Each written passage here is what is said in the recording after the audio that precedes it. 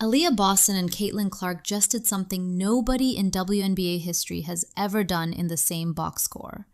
And Indiana still almost gave the game away. If you're just joining, Indiana's ceiling was never the mystery. The floor was. Before Sunday, Stephanie White's group kept turning comfortable leads into white-knuckle finishes. So here's the test. Can a team with title ambitions manage possessions, fouls, and spacing once opponents punch back? That's what hangs over every late fourth quarter. This is the Indiana Fever Daily Podcast, a history-making night, an overtime survival, and 4 players on the injury report heading to New York. Let's get into it. Start here. Boston's 30-point double-double in the same game as Clark's 32 and 10. That pairing is a certified WNBA first. The Boston story I've been building all week just got its receipt. 30 and 10 from Boston. People kept calling this Clark's team. Now you've got 2 engines, not 1. And yet they needed overtime to put away Chicago. That's 3 straight games where they've given back double-digit leads. We're past wondering if it's a problem.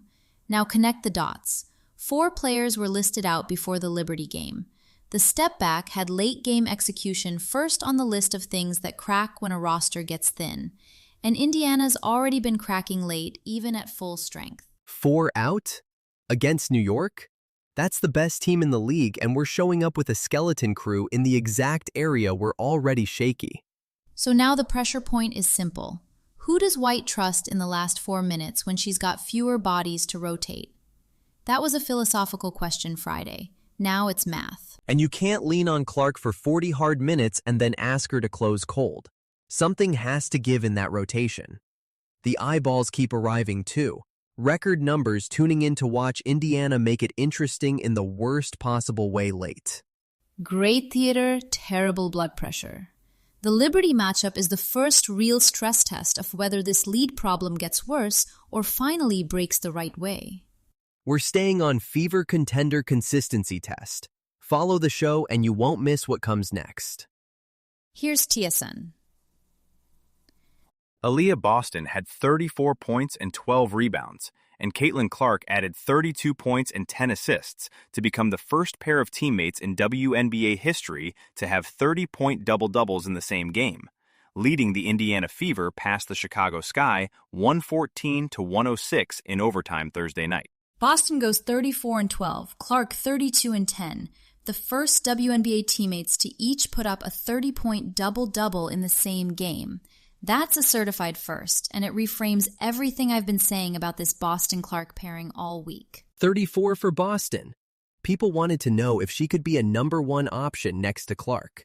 She just answered it with the loudest game of her career. And yet, they coughed up a 19-point lead before surviving in overtime. 3 straight games giving back double digits now. The duo made history. The team made it interesting in the wrong direction late. A 19-point lead, Sarah. You don't get to hang a historic banner and a third-quarter collapse on the same night and call it clean. You don't. This contender consistency story didn't exactly get cleaner tonight. They won. The historic box score screams elite. But holding a lead is starting to look built in instead of like a one-off. The Fever just gutted out an overtime win over Chicago, but now they're heading to New York 4 players short. When a WNBA team is that thin, where does it usually crack first? And how does that line up with what the Liberty do to you? The short answer is late-game execution, and Indiana was already shaky there before the injury report hit. Per SI, the Fever have squandered a double-digit lead in 3 straight games, including a blown 19-point cushion against Chicago before they barely survived in overtime. When the bench is depleted, you lean harder on starters in the fourth, and tired legs are when those unforced errors show up. Like Kelsey Mitchell fumbling the ball out of bounds with 5 seconds left in regulation, which let Chicago tie it and force OT. Against New York, that's especially risky because the Liberty are built to punish those moments. In the June 6 matchup, per SI, Clark picked up her 5th foul with 6:26 left in the fourth while Indiana was actually up 3. She sat, and the Liberty pulled away 83-75 behind late buckets from Breanna Stewart and Pauline Astier. CBS Sports also flagged that Clark is guarding on-ball more this season, which pushes her foul rate up, and a short-handed rotation makes those rest windows harder to find. Per CBS Sports, Clark, Mitchell, and Boston already account for 63% of Indiana's points and assists, so when you lose bodies around them, even more lands on those three. So if Clark's foul trouble is what lit the fire last time, can Indiana's coaching staff actually protect her better with even fewer rotation options? That's the live question, and Stephanie White knows it. After the June 6th loss, she acknowledged the team didn't protect Clark, even while Clark was putting the blame on herself, per Marca. So tonight, watch whether White can get creative enough with a short bench to manage Clark's minutes and foul exposure into the fourth.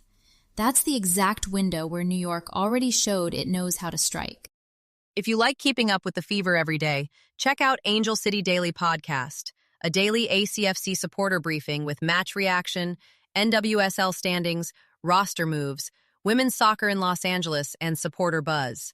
Find it wherever you listen to podcasts. You'll find links to every story we touched on today in the show notes, so if something caught your ear, that's the place to dig in a little more. That's Indiana Fever Daily Podcast for today. This is a Lantern podcast.